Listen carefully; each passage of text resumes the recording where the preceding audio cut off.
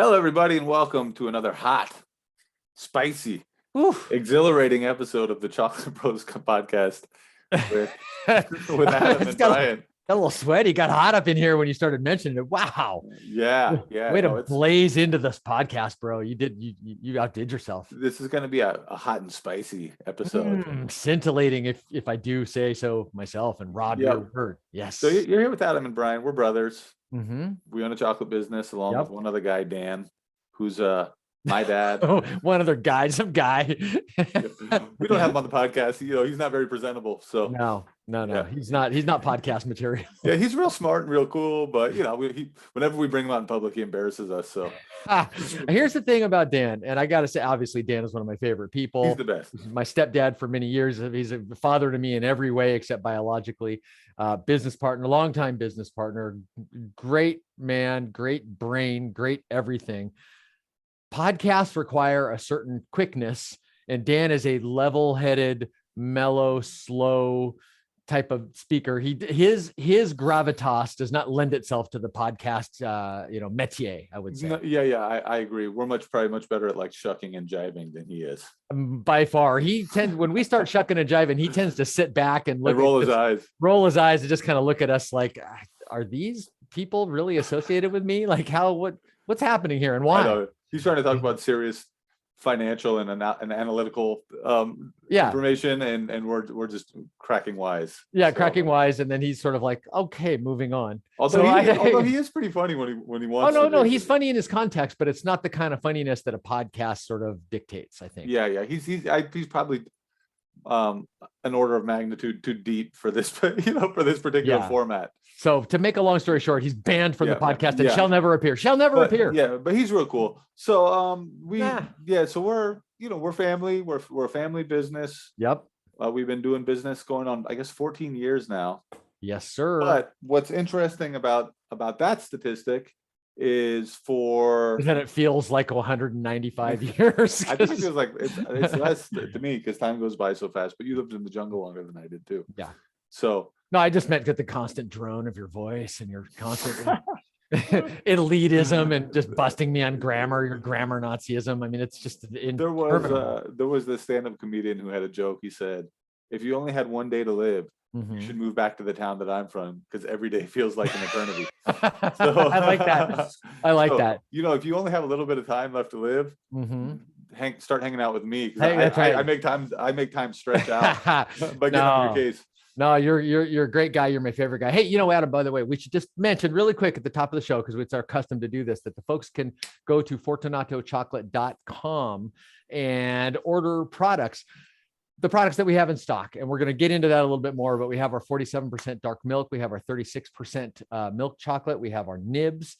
There's t-shirts available. There's other products in the pipeline, and we're going to talk more about that as well, but we don't have sufficient quantities to get them out to the good folks that are online shoppers as yet. But I just wanted to mention that, and also mention how grateful we are to the listeners, to the buyers, to the customers, to all the people out there that are just getting down with us in this chocolate journey. The reviews keep coming in. They're wonderful, epic, great reviews. And man, everybody should know we don't take any of that stuff for granted. No. One of the things I was going to mention before you told me what a drag I am is that I wasn't trying to bring you down, bro, but hey, I got to truth power. I mean, you just have to. Yeah, but your droning voice makes every moment feel like an eternity. But I'm not trying to bring you down, bro. Hey, I'm sorry I mentioned that, Adam. I'm sure I don't talk like that, bro. Are you sure? Yeah. Actually, now I'm not as sure as I thought I was. That's like when someone says like breath mint, and you start second guessing yourself, like, what's wrong with my breath? Yeah, but maybe they're just having a mint. They're just being right. polite. They could be polite. They could be, your breath could already be delightful, and they want to help you get even more delightful. But there's not a lot of gray area in somebody telling you that the way that you drone on grates their nerves. I guess my method was sort of akin to someone coming up and saying, you need to have this breath mint right now breath smells bad because your breath smells like fish. Yeah, that lets you know that it's not a coincidence. I guess I didn't. They're intentionally trying to prove a point. So yeah, right. Well, I apologize, bro. You don't drone on. It's not, your voice is not mellifluous, I wouldn't say, but it has its qualities. It's all right, well, let me get this point out.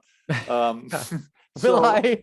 Yeah, we'll see. We'll see if I can get it out. Spit it out, Of bro. course, Come on. I drone, so Stop delaying, please. I drone, so maybe Get to that's why I the can't get it out. point, Adam. So My gosh. we've been in business 14 years. For 12 of those years, we were wholesalers. Yes. So we would sell stuff to a chocolatier or a pastry chef. We were selling stuff, or we sold raw cacao beans to other chocolate makers who made chocolate with our cacao beans.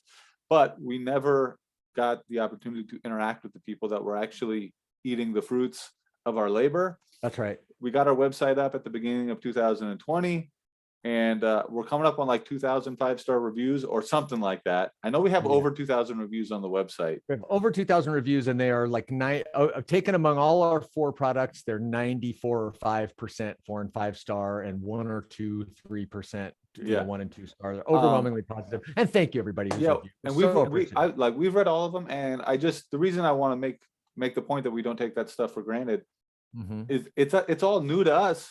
We never knew we could just sell stuff to people. Can you imagine if we'd been doing this like the whole 12 years?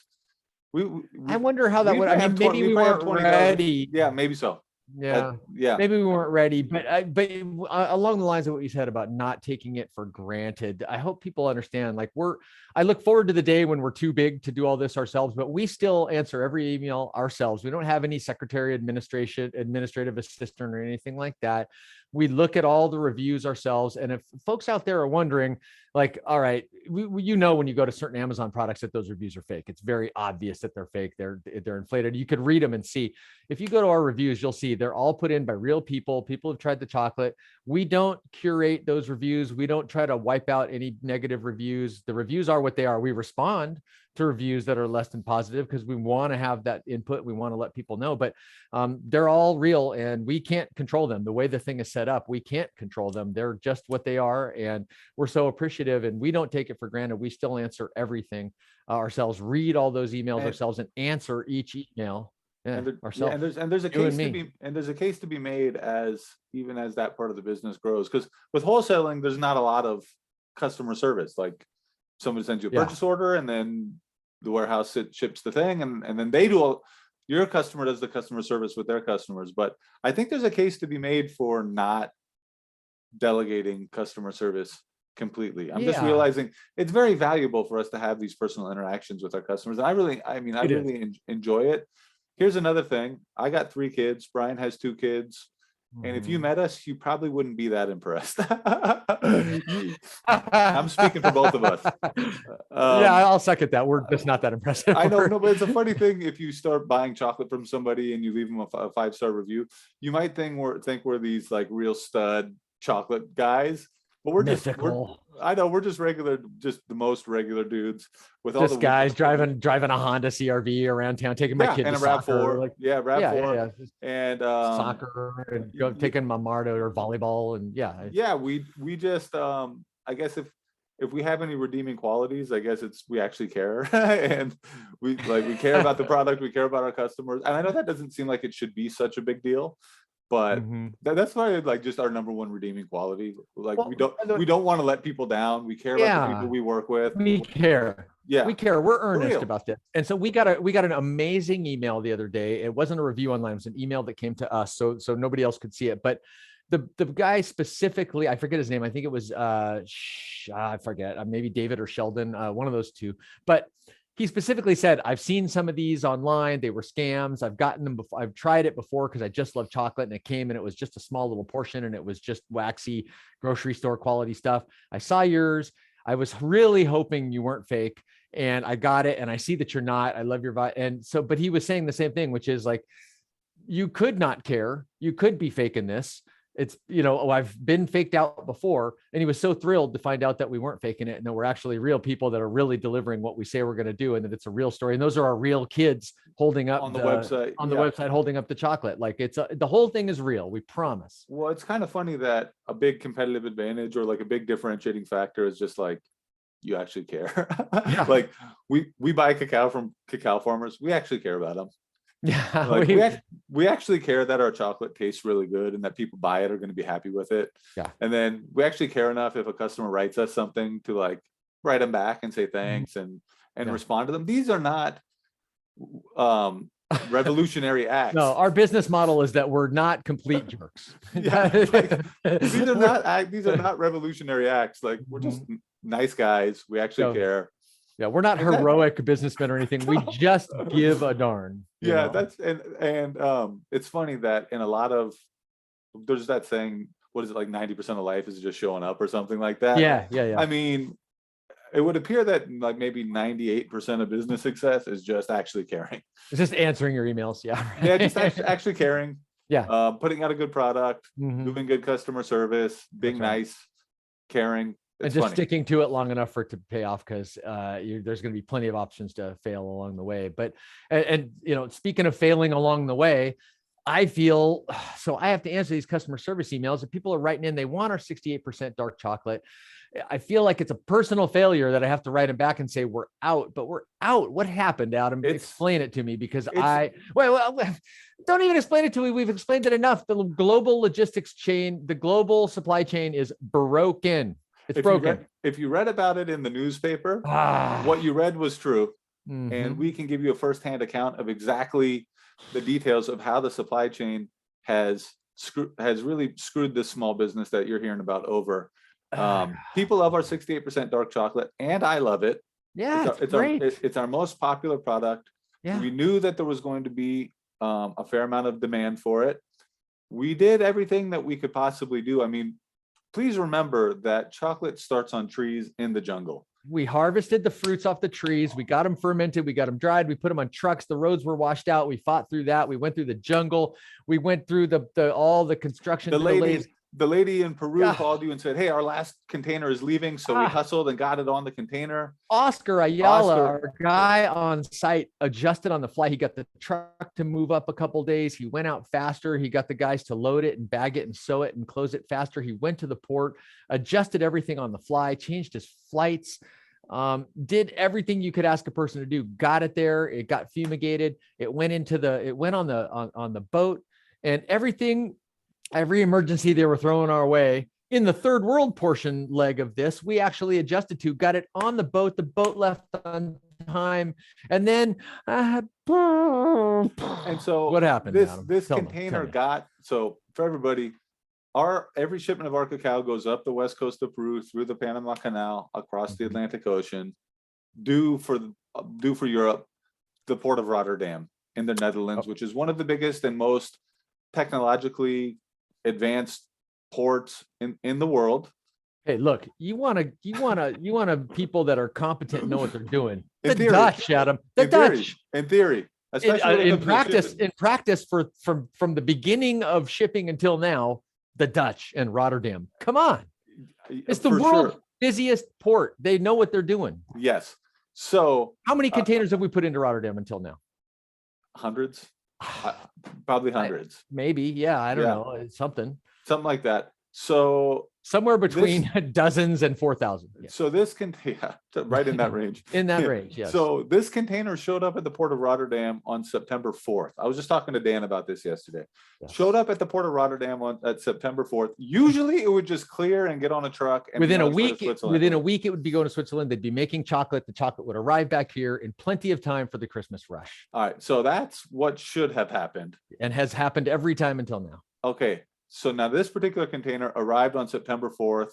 And then about a week later, when we would normally get a notice saying like, hey, everything's cool, we're gonna initiate the process for this to go to Falkland in Switzerland, we got a notice that said, hey, we don't know where your container is at all. It's lost.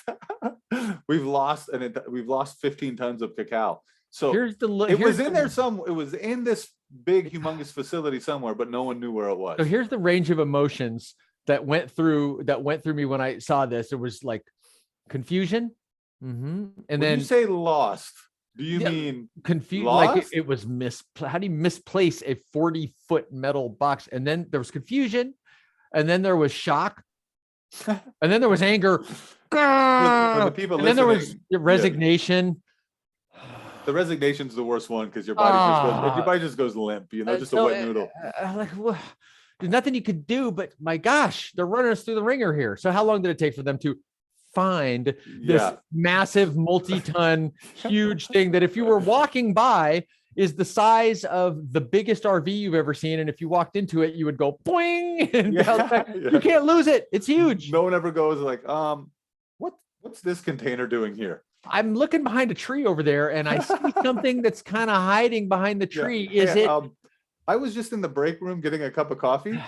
It's the darndest thing. I looked in the cabinet container. It smells like cacao. It's in the break room. It's 12 feet wide and 9 feet tall and 40 feet long and filled with 16 tons of fragrant cacao beans or something. Yeah. We might want to get a freight truck in there and move it out because it's in the way of the coffee machine. A full chassis with triple axle is what I mean. Come on. So so September 4th until October 15th. So we burned 6 weeks looking for that. Now, right. So we ran out of dark chocolate. I'm just picturing Dutch dock workers going around like lifting tarps and just like where they've got the number written down. They're like, he needs his glasses. He can't see. He's checking it. That's not it. That's not it. Where was the container? Someone forgot to scan it with the barcode or something. Like that's exactly right. Or the RFID chip failed or whatever. But now here's something. Here's the math on that, right? We ran out of chocolate pretty much at the beginning of December here. And our next shipment of chocolate isn't going to be here probably until January 15th. It's precisely 6 weeks. I mean, it's the exact amount that set us back. It's the exact issue.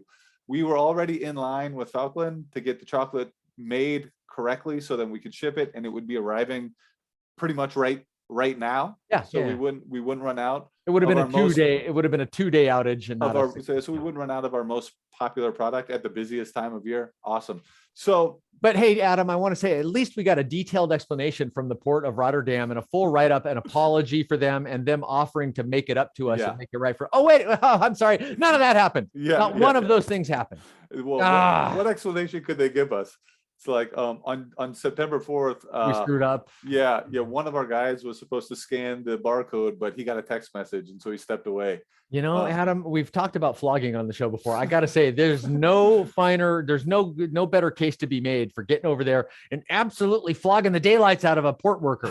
Come on, get out the jetpack, Brian. I got to get out the jetpack, fly on over I mean, it's not really fly, kind of like cruise on over to Rotterdam. I'm gonna have spare battery packs. And I'm gonna do some flogging, Adam. It's flogging town in old Rotterdam tonight. I mean, flogging time. Yeah, it's flogging time. And just flogging indiscriminately, you know. Light the flogging lamp, Adam, because it's about to go down. And so the shipment that was supposed to be here now is going to be arriving to the Port of Houston. For people who are supply chain geeks, you're really going to geek out on this. Our supply chain geek. For people who just geek out on supply chain stuff. For those supply chain aficionados out there.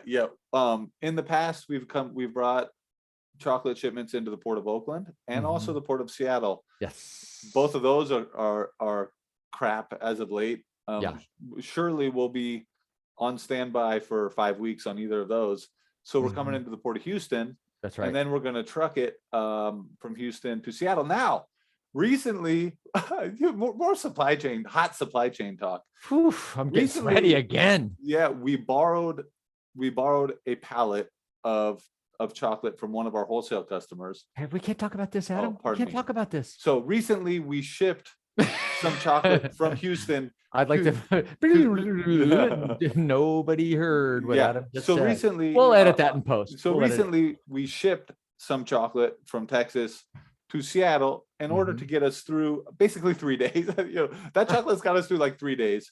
It was supposed to be a 3-day shipment. After about a week, we said, "Hey, where's this shipment at?" And they said, "It's on a train in Oregon." It was supposed to come on truck 3 days. Somehow it ended up in a train in Oregon, and it took about 3 days. Something that would normally take 3 days took 2 weeks. Apparently, all the missing shipping containers have truck drivers locked in them, and they're gasping for air and not able to. Everybody disappeared at the same time. I hear all these news reports. People are quitting, but they're not getting the new jobs, and you can't find anybody to work, and there's no truck drivers, and there's not enough trucks, and the containers are gone. What's going on, Adam? So we're melting down here. Theoretical, philosophical question. Is it better to just say like, nah, we can't do it? Or is it better to say like, oh yeah, we'll do it, but then lose your container or you end up 2 weeks late? Do you prefer someone to tell you sweet little lies, or do you prefer to have them shoot you straight? I prefer the shoot straight, but it would be nice if, there's no one to blame here. That's the problem. I can't blame anybody. Yeah, there may have been someone who made a mistake at the Port of Rotterdam and lost our container at the same time. Those people are probably just as understaffed and overworked as the whole rest of the world. We talked a little bit about our post office guy. This guy, yeah, I don't know how he's hanging in there.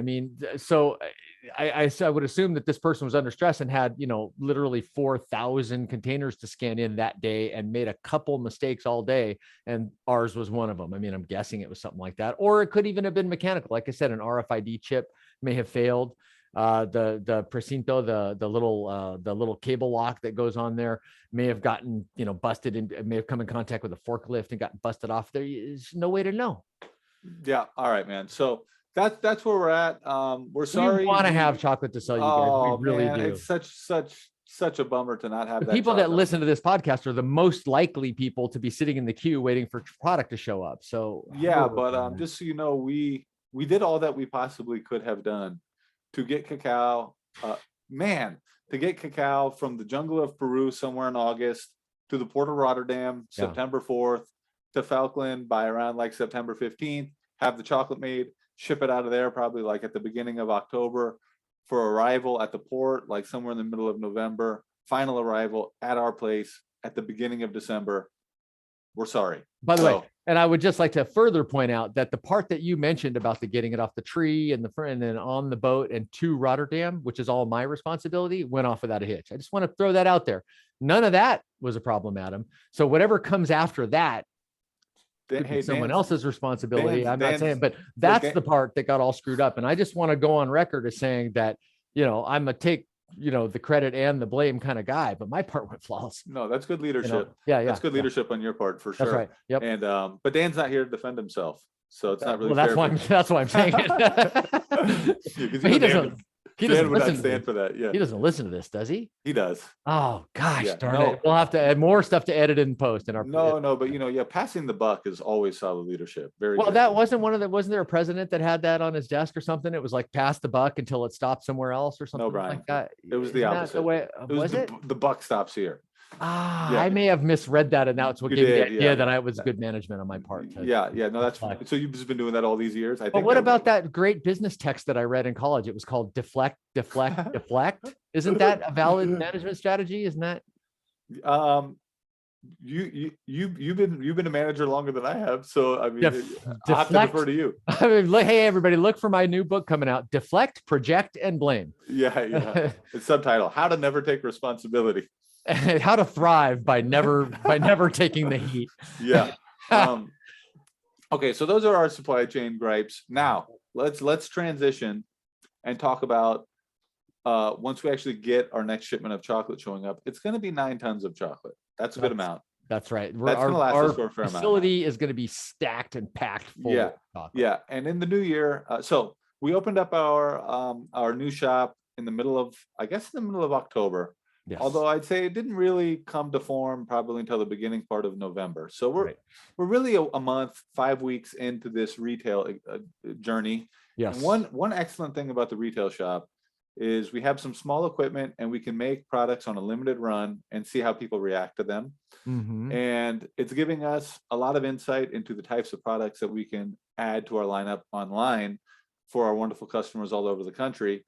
Yeah. And so I thought, I guess we were going to just plan on talking about some of the stuff we're selling and some of the stuff we're planning on putting online and how we're going to go about doing that. Yeah. I mean, we know that there are people out there that are just like super chocophiles and want, for example, higher cacao percentage chocolate. We talked about that last week, and last episode, and 100%.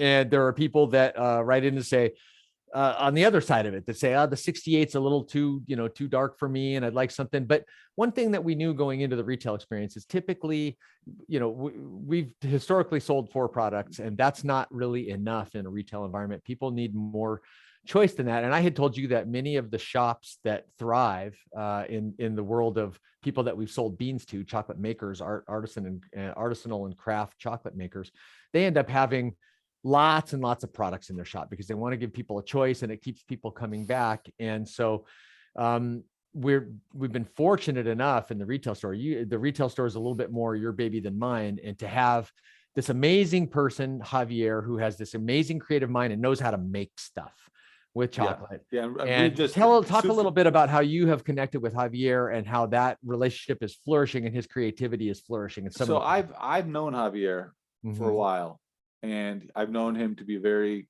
very good cook. He had his business making cakes. He made cakes. Yeah. His wife, Rosa, works for us. That's right. Rosa has worked for me in the fulfillment project for a while, and she's a wonderful person, a great hard worker, and extremely, extremely just competent and hardworking. Yeah. So I just mentioned to Rosa, like in the past. And Javier had worked a little bit sometimes on really busy days helping on packaging and shipping too. Yeah, and I just mentioned to Rosa in the past, at some point, if possible, it would be so awesome to have Javier come in here, because he's really good with people, but he could also make products, which I know is something that he would enjoy. So when we opened up this retail store, I reached out to Javier, and thankfully he was available. He had shut down his cake making business because he just had people come to his house at all hours of night asking for cakes, and he just got burnt out on it. And I assume I don't know how long Javier has been here in the United States. I assume he's got good English and can deal comfortably with the public. I've never spoken Spanish with him. He's a super super personable guy. Very nice guy. The people who come and love him. So in our store, we do free hot chocolate. The mix that we do, it's all chocolate. We don't use any powder or anything like that. It's just chocolate and water, basically. By the way, if anybody out there thinks we're using powdered products, you better for our hot chocolate, you better back it on up and get on out of here. This is real hot chocolate made from chocolate melted in a special machine. Tell a little bit about figuring that thing out. Adam. So I bought a hot chocolate machine, which is pretty cool. It's a 3-gallon tank. It's got a paddle that mixes. We put the real chocolate in there with the water. It took us about 2 weeks to actually hit on a recipe that we all thought just totally hit the spot. It's chocolatey enough, but it's not overly sweet, because I don't know, you don't want anything that's like syrupy. So it took us a long time to really hit on the right blend, which Javier came up with. You got to get that right consistency. And I have to say, Adam, props where they're due. Now, by the way, so there was a lot of internal back and forth about the retail store. You had a clear vision. And I remember saying basically, like, I'll go with your vision, bro, because you're a visionary guy. And so far you've been right about everything. And I'm more than happy to go with your vision. And you had this vision and you knew exactly what it was. And that was offer free hot chocolate, put signs out everywhere, offer free hot chocolate. You give people hot chocolate, they will come. And once they're in the store, they'll love the flavor so much, they'll buy more stuff. This was your vision from the beginning, and you absolutely nailed it. You crushed it. This hot chocolate brings people in, they come in, they get the hot chocolate. I dare somebody to come in and leave that store without buying, because they love the flavor so much. So one of the things we do now is we have a little jar with our hot chocolate mix. Yes. We can't keep it on the shelves. I know. So it's funny. People come in and drink the hot chocolate, and then they go, "Do you sell this?" And we go, "Yeah, it's right over there." And they go like, "Yeah, I'm buying." When we say the hot chocolate mix, there's no powder, but it's more like a blended. It's basically we shave the chocolate into a jar. Shaved and blended. Yeah. So, and it's the exact proportions, and it costs $10. You mix it with a half gallon of water. So that's a pretty good deal. That would serve how many cups? 5, at least 6 or 7 people. Right. Yeah. So it's a great deal. It comes with marshmallows on the top, so you can put marshmallows on each of the cups of hot chocolate. So, but you were so spot on, bro. I'm good at that. Credit where it's due. You are that's where I'm strong. Spot on. Your hot chocolate idea was absolutely money. All props to you. Yeah. Hey man, thank you. But I've mentioned it before and we've talked about it, but even if we cared a lot about our customers, if our chocolate sucked, then it would still be a non-starter. Right. And even though my idea of the hot chocolate was a good idea, if we didn't have a great, if someone didn't drink and go like, "Oh, that's so good," then it's also a non-starter. Yes. And Javier did the recipe. And so basically my thought with Javier was, what I was hoping was we could just go, "Hey, Javier, while you're in here, just make whatever you want. Make whatever you think would be cool." And he has been doing that. And he's made a whole bunch of stuff. And basically we can't keep stuff on the shelves. And a big part of that is because we have these small machines. We just can't make stuff fast enough. And we can't even think about putting the stuff online because we get too many orders online and we'd just be running out all the time. So I think what we're going to talk about here is, what are the products from the store that we think are no-brainer winners? And what are we going to be doing in the early part of next year to be able to put a few of these products up online? So can I just mention first, and by the way, an amazing coincidence just happened. Don Fortunato just called me.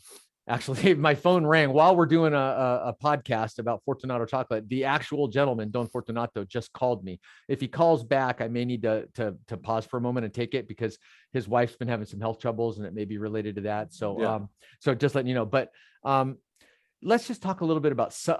Can we just Well, hey, talk bro, about you might what as well some just of the products are? By the way, if that call comes, you might as well just take it on air. I should take it. I will take it. No, on I air, don't but- think anybody's going to totally understand you, because otherwise I'm going to have to just fill space by myself. Right. Okay, I will. But so some of the let me just you'll be able to fill it in a little more, but let me just talk about some of the products that are over there and a little bit about panning in general. So far as far as I can recall, I have tried over there panned or chocolate covered peanuts, almonds, both salted and roasted and salted and raw, macadamia nuts, peanut butter filled pretzel nuggets. I've tried like chocolate covered marshmallow confections, dates with coconut, with a shaved coconut, toasted coconut on them, bark, which is like a thick version of chocolate with macadamia in it, with walnuts in it. I've tried chocolate covered coffee beans over there. I mean, it's unbelievable the kind of stuff that you guys are coming up with. I know I must have missed some stuff. What did I miss? The s'mores. Yeah. Oh, let's not forget the dipped s'mores, dude. Chocolate dipped s'mores. And we just did a round of chocolate covered cacao nibs as well. Oh, those are some of the best things that you can put in your mouth. Now, what we have in there right now, though, is we put nibs and almonds together in a bag. Mm-hmm. So you can get a bag of chocolate covered almonds and cacao nibs together. Oh, so that's cool. That's awesome, dude. Yes, please. Did you use? Did you? 47% milk. The 47% dark milk. That's the absolutely dark milk with the cacao nibs. And since we're running, we're so low on dark, like a lot of these products we're going to be making over the next month are going to be using dark milk chocolate. Yeah, we should mention to folks, we reserved a tiny amount of 68% dark for the store's use to do exactly this, but that's it. That's all we have. But that is just a stunning, in such a short time. That is a stunning amount of things. We're only scratching the surface here. Not to mention we have a really good customer and friend who maybe you met her briefly, Kim Peterson. Shout out to Kim Peterson. She may listen to this. So she works at the post office, but she is a true. She works at the Issaquah post office? Nah, I think it's in Bellevue, but she lives in Renton. But okay. she is a true chocophile, man. And on Saturday she came in and spent like 2 or 3 hours with me in the store. Wow. Because she brought in a bunch of samples. And this is stuff that Javier can learn how to make as well. So she brought in quinoa crisps, chocolate quinoa crisps, which would be something like a Nestle Crunch bar, but with Fortunato chocolate and quinoa. And she also brought in this. Wait, did she actually use our chocolate to make these? Yes. Oh, wow. She bought chocolate from us, made the samples, and then brought them in. And she's taking classes on confection. So she knows. Did you know her before she came in the other day? No. Did she schedule that as a visit with you, or she just showed up?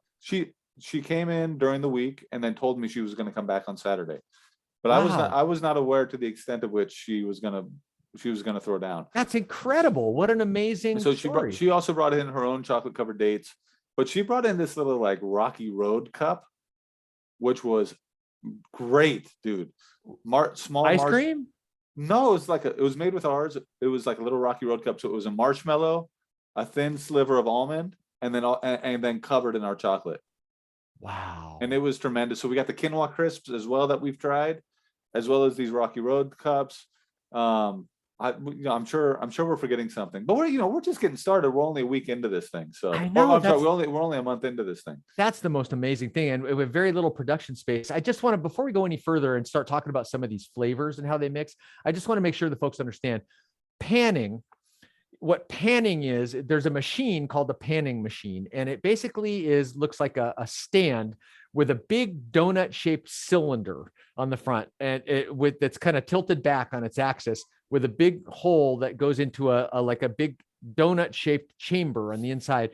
And you put whatever you want to get covered in chocolate in there, make it almonds, peanuts, nibs, anything that you want to cover. And then you put melted chocolate in with it, and it rotates around and around, and it tumbles the product with the chocolate, and you end up getting even coverage of chocolate on all the, you have to add chocolate and add chocolate and add chocolate, and it builds up the coverage.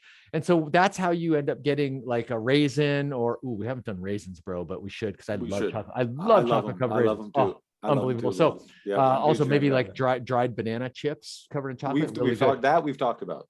Yeah. So throwing out ideas, but they tumble and they tumble and they tumble off each other, and they kind of get rounded off, and everything gets smooth. And then you can actually put a little bit of cocoa butter in there, and it gives it that nice glossy appearance on the outside. And so that's panning, and you can do that within reason to a lot of different products, especially with a chocolate that's got the right viscosity, which our chocolate is made for. This is made to do things like panning. And then when you've got someone who knows how to do it and is constantly learning, like Javier, you start to get some amazing results. And I remember the very first batch that you did came out, and you had a ratio, and it was almonds and chocolate. And the manufacturer of the panning machine that we bought recommended this particular ratio. Right. And I tasted it and I said, boy, I really feel like the almond is overpowering the chocolate. And then Javier did a sample batch where he upped the percentage, the ratio of chocolate to almond. And the next time I tasted it, I was like, boom. That's the best chocolate covered almond I've ever eaten. It's delicious because, it's got the Fortunato chocolate on it. So, but the way he just adapted to that and tried the new one and came up with something, and now it's great, and it's in the store and sold out constantly because you can't. It's amazing. I don't believe we even have any on the shelves right now. Literally, we can't make the stuff fast enough. But that we make very small quantities. Yes, because our production facility is minimal at this point. Yeah. So we're making stuff. You hear that? That was an Amber Alert, unfortunately, that came across both of our phones at the same time. Yeah, I don't even. Oh, my phone's over there. Okay, but you're just gonna have to live with the Amber Alert. So yeah, very unfortunate that something terrible happened. So sorry about that noise. Yeah. So some of these products I think are going to lend themselves extremely well to putting up online for our customers all over the country to enjoy. In particular, I think I will name a few, and maybe we could, share some thoughts on what we think we're going to need to actually pull this off. Mm-hmm. And let me just say one other thing here. We have a 3-year lease. We got a 3-year lease on this place. So whatever we're talking about here, I mean, this is just the beginning. Yes. If you come back and revisit this issue a year and a half from now, I think you'll find that we're vastly more proficient at making great products. We have more interesting products, and so it'll be fun to just watch this develop. And for the people who live in Issaquah, they'll be able to come in and watch and see how the shop changes and how we build out the production as well. Don't limit it to only Issaquahns. What about those North Bendians? What about those Snoqualmians? They can all come around. Yeah, they can come around. Sammamishians. What about the Rentonians, the Belvuskians, the Seattleites? Come on, man. Don't limit it. If you're in Kent, if you're in Aurora, if you're in Port Townsend, if you're in Polsbo, if you're a Polsbonian, come on over. The only thing a Tacomonian. I think the only Tacomians, the Olympians, everybody. Ellensburgians. The only thing I'll say about that is we need to build it out so that it's worth the trip. Yes. Which we're going to. Oh, we will. So we are, it's gonna be built out so that it's worth the trip. So for sure, no brainer, number one with a bullet, chocolate covered almonds. It's easy to do. And I think you find me someone who doesn't like chocolate covered almonds. Anybody? Maybe if you got a nut allergy, but other than that, I mean, you're going to be hard pressed to find someone who doesn't like a good chocolate covered almond. I'm not going to find that person because I would have to go looking for a person that I don't particularly care to spend time with. Yeah. I mean, that's a person that I just don't relate to. I don't want to. I can't see eye to eye with that person. No. And so something else interesting that happened. Our good friend, David Anijo, our nascent business partner, David Anijo, came in with some stuff that he had created, much like Kim, your friend that you described the other day. And he had some bark that he had made, one with macadamia and one with walnut. And I would have bet that the macadamia would have been better, but it was the walnut. That walnut bark was fantastic. Delicious. Walnut and our chocolate absolutely mesh. You never really know what that taste mix is going to be. And so walnuts have a real, like a real deep nutty flavor. Wonderful. Yeah. But I'm just saying, chocolate covered almonds, this is a no-brainer. And our chocolate covered almonds are delicious. Now, Dan, go ahead. Oh, I was just saying, do you prefer the salted or the non-salted? I prefer the non-salted because Wrong answer. Salted. I actually like tasted almonds. I feel like I can actually taste the almond more. That's incorrect. But Salt and chocolate is a natural. But listen to what I'm saying. So here's how you know I'm an open-minded person. All right. Mhm.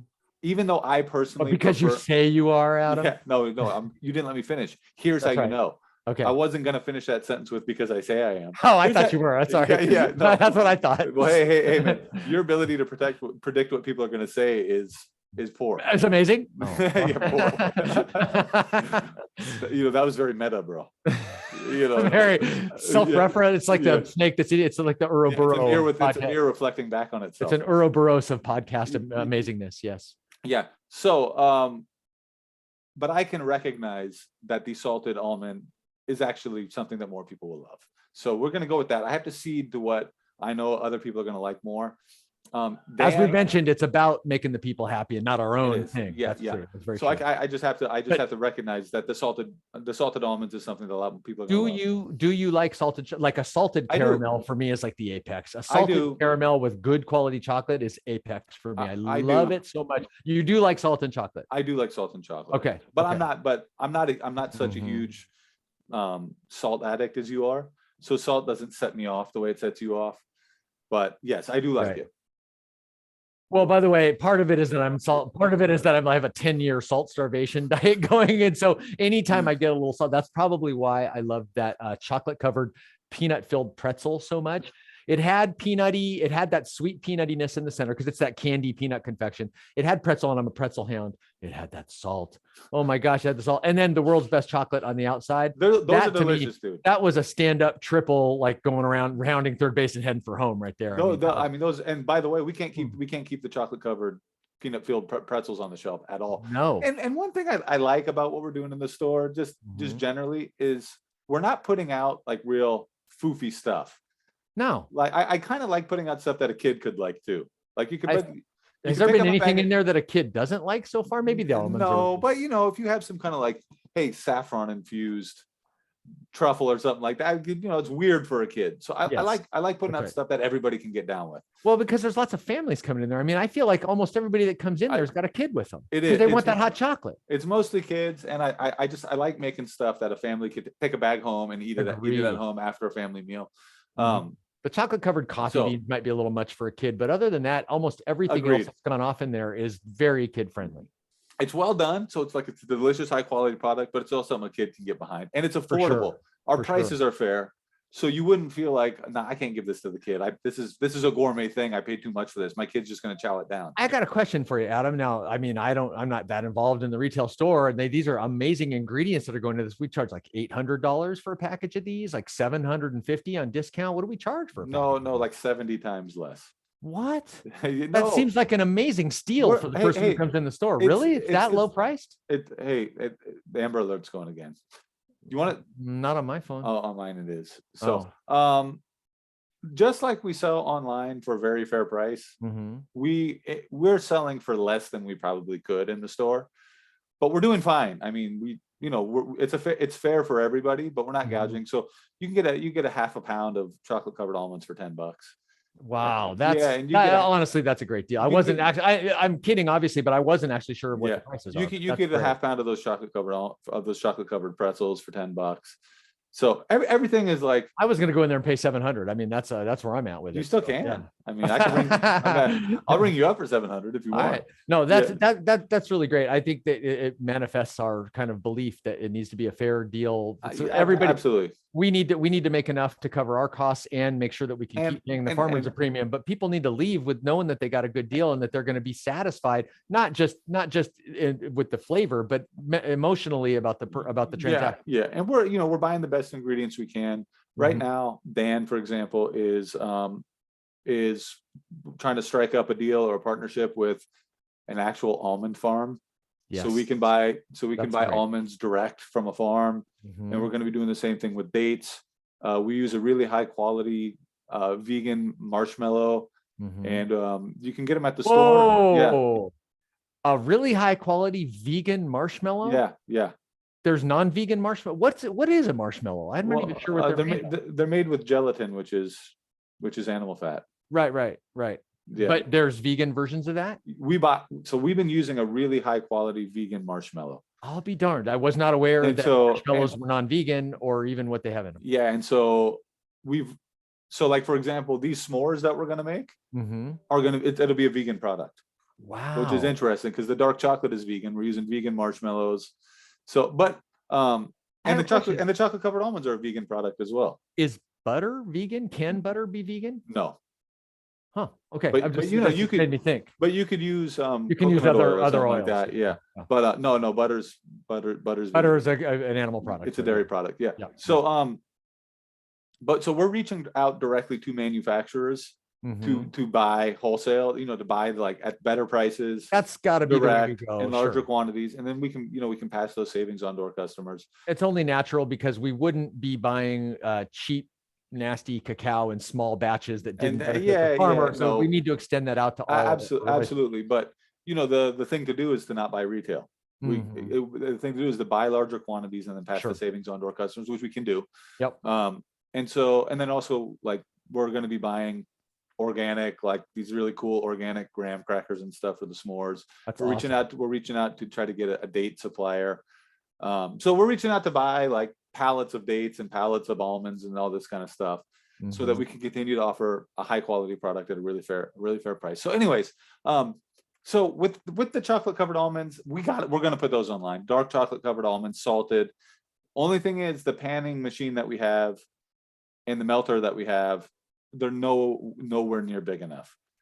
So those are display models. So and so people understand, many chocolate makers begin with sort of desktop or tabletop machinery that lets them prove the theory. And so they'll start with a tiny little toaster oven sized roaster that can roast, 2 or 3 pounds of beans at a time. And then a grinder. Sometimes it's even just like a Champion juicer or a very small little grinder. And the winnower, they'll make their own from designs that are available online. Anybody who's a techno fetishist out there might want to go check out 70%.com, where there are designs for a homemade cacao winnower that many craft chocolate makers start with. And then they'll have small tabletop 5-pound, 8-pound grinder and refiners and conches. I just took one of those down to Peru for Noe and the association to use. And once they realize that they've got something and people love it, then they have to figure out how to upgrade their machinery and upgrade their space, et cetera, et cetera. And so that's kind of what we did. We've got tabletop versions of a melter and a panner, and we may need to invest in bigger and better machinery. Yeah. So the next machine up is significantly bigger. Yes. And, I think it does something like 20 times. It has like 20 times the capacity of the current desktop model we're using. So we're going to want to go for that. We've got like a little desktop melter. We're going to need to get a much bigger melter. And then obviously we're going to need to get pallets and pallets of almonds. And then once that's in place, look for salted dark chocolate covered almonds online at fortunatochocolate.com in the new year. Now, let me tell you about I already mentioned it, but let's just say this is another one we got to get up online, is what we call Javier's hot chocolate mix. We named it after Javier. That's a no-brainer. We got to get online. It's amazing. We need a way to shave chocolate at much higher volumes. A big food processor could get the job. Well, industrial diesel powered chocolate shaver. I mean, it's like the one they had on the Muppets. You and then it starts to shave the chocolate. Starts raining chocolate. This is ASL for shaving chocolate, obviously. And then you've got so American Sign Language. Nice. For any of the people out there who aren't privy to what ASL means. So look for the Javier's hot chocolate mix. Did I just get mansplained? I'm a guy and I think I just got mansplained. Come on, Adam. What does mansplained mean? Oh, like you don't know. What's the ASL for mansplained? You gotta do that with your mouth too. Obviously not making any noise. Yeah, you'd have to see the video to really soak that one up. So look for Javier's hot chocolate mix online in the new year. The one that we made that to me is spectacular, that just sold off, like one person sampled it and literally bought every single bag that we had in the store. Oh, I know what you're gonna say. This is a chocolate covered dates with the coconut shavings on it, bro. Man, those are delicious. Are you a date person? Yes. The funny thing is, I don't buy them that much. Occasionally, when I'm at Trader Joe's, they're very sweet. I'll get some. They're very sweet and they're absolutely delicious. Texturally, it's not my favorite thing. They're a little too soft for me, but little too mushy. a little mushy. But I gotta say, the dates that Javier used were not mushy. Maybe it's a function of how he made them or the I think the chocolate hardens around it. They so had that gives you something more hard. Yes, the mouthfeel was great on those. I found them chewy. That was absolutely delectable. Those to me, I mean, to me, that's an amazing product. I tried one or maybe two, and then I thought, oh, I'm gonna be looking forward to having more of these. And then I came back and it was like, they're gone. They're gone. And the first person that came in the store and tried bought the whole supply. Which in retrospect, we probably should not have let him do that, but we should have said there's a 3-bag limit or something. Yeah, you know, you live and you learn, bro. Yeah, absolutely. Yeah, I mean, we were high-fiving each other. It's like, hey, you bought the whole thing? Yeah, woo! And then the next person came in and like, hey, I heard about these dates. we still had a bowl full of samples out there. And people are coming in, they're like, oh, these are the best. Can I get a bag? We're like, we probably won't have any more for like a week and a half. You shouldn't have explained it. You should have said no, you can't. Yeah, we only have samples. No, I'm sorry. No, not even that. Just say no. Just say absolutely not. You may not buy a bag of these. Yeah, see, this is why you're not in the store, bro. What are you talking about? This is why you do the operations. Your customer service. Your customer service skills are creepy. I think creepy is the way to describe it. Like, no, we don't have. No, I would have not only said that, I would have given him a funny look too. Been like, no, man, no. Yeah, or do the ASL for mans. That's right. Or just a Peruvian finger wag. It's like, yeah, nope, we don't. So literally, we were telling people like, yeah, we'll probably have some like a week and a half to come back in a week and a half if you don't mind. Those I can't go on living without our customers all over the country being able to get their hands on some delicious chocolate covered dates. Agreed. Let me just say this too. Everything that first, the chocolate that you buy from us, like it literally goes from the tree to the Port Rotterdam to Switzerland back through here. The chocolate you buy from us is literally as fresh as chocolate possibly can be. Oh boy, it doesn't sit on the shelf at all.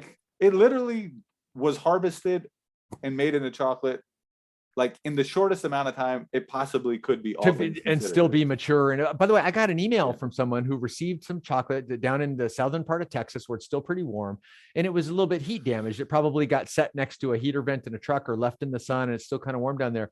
And she said, I received old chocolate, and I was mystified. I was like, that I guarantee we don't have any. We don't have any old chocolate. There's none of our chocolate goes. Yeah, so I asked her. She said that she had pictures, and I asked her for the pictures, and she sent it. And it was fat bloom that was caused by heat damage, and this is why we don't ship in the summer for the heat damage. And I explained to her, how do I know it's not old? Because none of our stuff has been around long enough to be considered old. It's all not only well within the shelf life, but it just does not. We can't keep it on the shelf because of the logistics issues. Yeah, and the scarcity of supply of these beans. So what you'll know when you buy stuff from FortunatoChocolate.com, whether it be the bars of chocolate or the coming products that I'm talking about, all this stuff will have been made within the last week or two, anytime you buy it. Absolutely. Which is going to be pretty cool. You're going to be getting freshly made stuff all the time. Yes. So the chocolate covered dates. Now let me transition to what is just, we didn't expect it. Javier came up with it on his own. But it is just a barn burner. It's a barn burner, bro. It's a barn burning down the barn. It's so good. It's the chocolate dip s'mores. Did you try one of those, bro?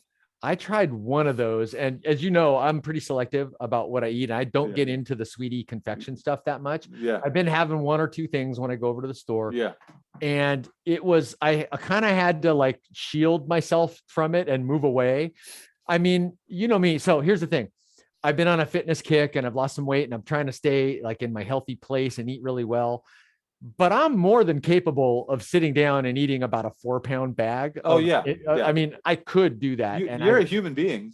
I don't want to, but I certainly could. As soon as I saw those s'mores, I kind of winced because I was like, oh no. And then I had one. And the moment I started chewing it, I literally walked away from the sample bowl over to the fulfillment area and tried to get as far away in that store as I could be with a table between me and it so that I didn't just reflexively start two-handing these things into my mouth. They're so good. They're so good. I mean, I don't know what the production requirements are for this. We talked about it. It's a complicated confection, but I just feel like that's one we must attempt to put online because of how good it is. So here you're talking about a different kind of take on s'mores. We've got the beautiful organic graham crackers that we're going to start buying in bulk. We have the beautiful vegan marshmallow that we discussed before. We made a sandwich out of the graham cracker and the s'more.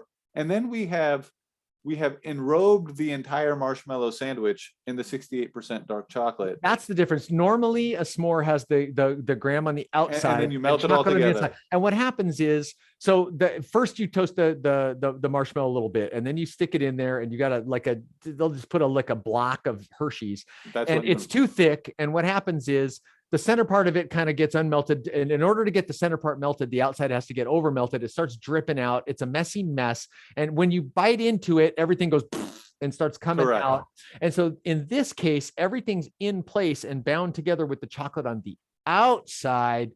It was a revelation. It's so good. And plus the ingredients are top notch. And again, those went on the shelf more than half a day. I mean, if I had stayed another 10 minutes in the store, they might not have made it to the shelf. And I mean, I brought some home for my wife and kids. And wait, what? You could do that? Oh, wait. Yeah, that's right. We own the business. I got to start doing that. Do whatever we want.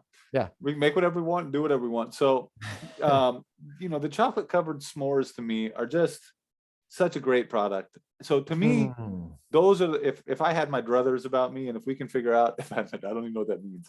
I'm just saying. Get your druthers. What is a druther? A druther is something that you need in order to be able to get what you want. I mean, I'm just guessing from the context of how we use it. If I had my druthers, I would do that. So that implies that if you had your druthers, then you'd be able to do what you want to do. I think it must be like if you have your wits about you. Like if you I don't think so. You wouldn't need to have your wits about you to be able to do what you want to do. You can do what you want without having particular wits about you. Can't you? I don't know.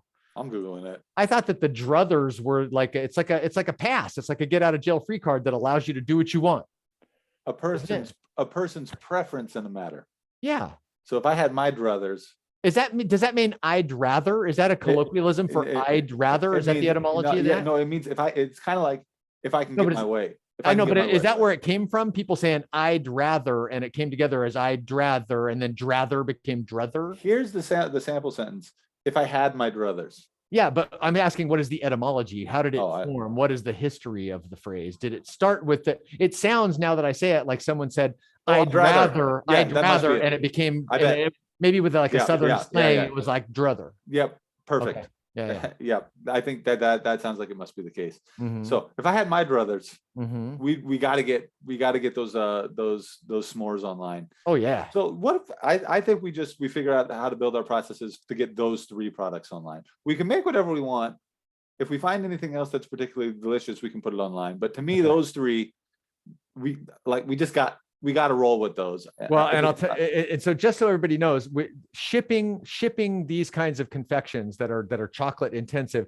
Again, once we're going to start working in a couple of months on things that will be a little bit more hot weather friendly, and things that will be a little bit more friendly to the summer months that won't melt out and become a problem in shipping. What we're talking about now, we're going to keep working on this and try to get production up and make them available, through the later part of the winter and into the spring.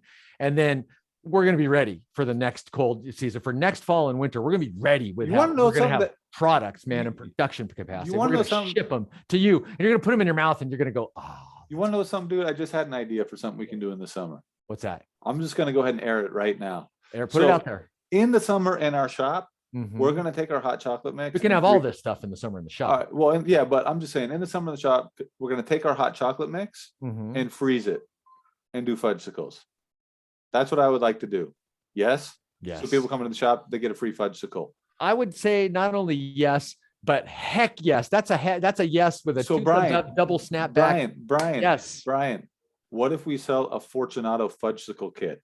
Oh, I love during the summer. I love it. Because you got to remelt it and add water anyways. Dude, Fortunato fudgesicle kits. We send the molds. Yes. With the thing. Which can be reused. You only get the molds once. And then you can just buy the bag and the instructions. Special vegan artisanal sticks for sure. Popsicle sticks. Absolutely. Yeah. It's sustainably harvested. We'll make a deal with the forest owner. Heirloom trees. Well, we'll make them out of old recycled like boat holes that they found in the North Atlantic. But for real, what do you think of that as a summer product? I love it. The Fortunato fudgesicle kits, bro. Fortunato fudgesicle kit. That's a brilliant idea, Adam. Oh, and we could do a fair price, because I think I think if you used because it's just our hot Well, chocolate. and the kids can make it with the parents, and it's a family project. Yeah, and even I love fudge. Do you like Fudgsicles? Oh, I love fudge. By the way, if you take anything and put a popsicle stick in it and freeze it in the freezer, so we have molds at our house. We do too, and we make stuff all the time. We'll freeze almost anything in there. So I mean, right now we've got eggnog sickles. We do we just take the little yogurt that's in the long strip and just freeze those and have yogurt sickles. Anything frozen is amazing, especially in the summer. So a little fudgesicle kit would be pretty awesome, dude. That's a brilliant idea, bro. I mean, so we could have one with molds and without molds, or we can sell the molds separately, and then we can include the popsicle sticks in each shipment with just basically like a nice bag of mix and instructions, how to add water, how to mix. Have Javier individually sign each popsicle stick by hand. I mean, that's probably the way to go. Right? Poor Javier. On the one hand, we're trying to get him these machines so he can like automate his production, but on the other hand, we're gonna have him individually sign each stick. Absolutely. And with a pen that doesn't have quite enough ink, so he's constantly like shaking the pen and we're sucking on the tip a little bit, trying to pull the ink out. Like, I hate this pen. Why am I doing this? Why won't they just let me make chocolate? That'll just be our little joke between us and Javier. Well, he won't know what's going on. We'll make it a yellow ink pen on a brown background, or he just won't be able to see it quite well. He'd be like, "Why am I even signing this? Nobody can see my signature." Yeah. No, the customers will love that too. So yeah, absolutely. Yeah, it's like, hey, there's this faint yellow ink on here. I can't make it out. What is this? By the way, is this food safe ink? Because I feel like it's very close to my mouth right now. Am I poisoning myself? Well, you're basically gonna. We're not going to comment on it. We'll never even mention. I mean, you end up sucking the stick a little bit when you're eating a popsicle. This is a great idea. We can give our clients something just absolutely wonderful and mildly poison them as well. Yeah, you're no good. This is fantastic. That's good and give Javier such a cramp that he won't even be able to hit the on button on any of the machinery. This satisfies so many goals. No, your expertise in operations, bro. It's along with your visionary product ideas. This is going to go over like gangbusters. But are you just saying this to make me happy, or do you actually like Fortunato Fudgsicle kits? I love it. I love Fudgsicles. I love freezing anything. By the way, there's a whole line of stuff we can not just Fudgsicles. There's so many ways we can go with this. We could absolutely come up with a million different takes on this, versions of this that would go. What about a chocolate raspberry chiller? Where you know what I mean? Like there's so many, there's a million ways to go with this. Basically what you can do is we can send the mix, or we can send powdered chocolate with the understanding that you kind of got to like remelt it or mix it with water. And then, like a little book of recipes of all the stuff you can do with that mix. Absolutely. What if we included like organic freeze-dried strawberries in there? And so as it's mixed in, and then you freeze it and it freezes in place. And then as you're eating the fudgesicle, you get a little hit of raspberry or strawberry in there, and it's frozen, and it gives you that little bit of chewy, that mouthfeel, and the flavor is amazing. You can make so many alternatives. So we could do a whole line of fudgesicle mixes. Oh yes. That you just it's so refreshing for summer, and you're making it with your kids, and you're having a great time. And it's a great chocolate. You can feel good about it. Yes. Dude, Fudgsicle mixes. That's a great idea. Look for that starting in June, good folks that are listening. Oh man, that's a winner, bro. And so in the next few months, we can just kind of figure out like what our production line needs to look like. By the way, the production is going to be similar to the hot chocolate. Yeah, anybody that's listening, write in. Let us know what you think about these ideas. Let us know. Give us your product. Tell us what you'd like to see. We'll consider it. That's a good point. And Adam will, if you come up with an idea that we use, Adam will personally go to your house and sit down with you and thank you. And make them there in your kitchen, stay for a couple days, meet your kids, walk the dog, clean the yard. He'll do all that stuff for you because he's so appreciative of you sending that in. I will not, but Adam will. I don't know if you really want to have me out like cleaning your yard and stuff and walking your dog. I'm not like that great at that stuff, but I'm just saying you'll be of service to the person. Yeah, I'll just come over here. I'll just be your slave for a couple of days.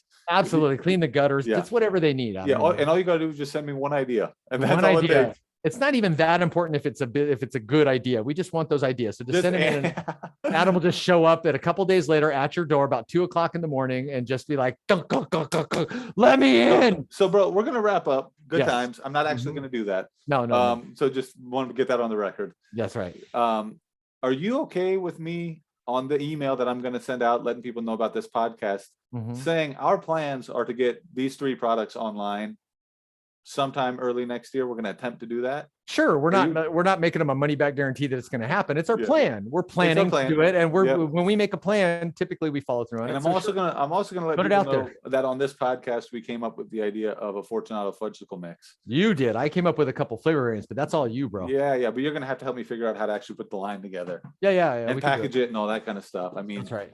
It could melt it's gonna melt on the way.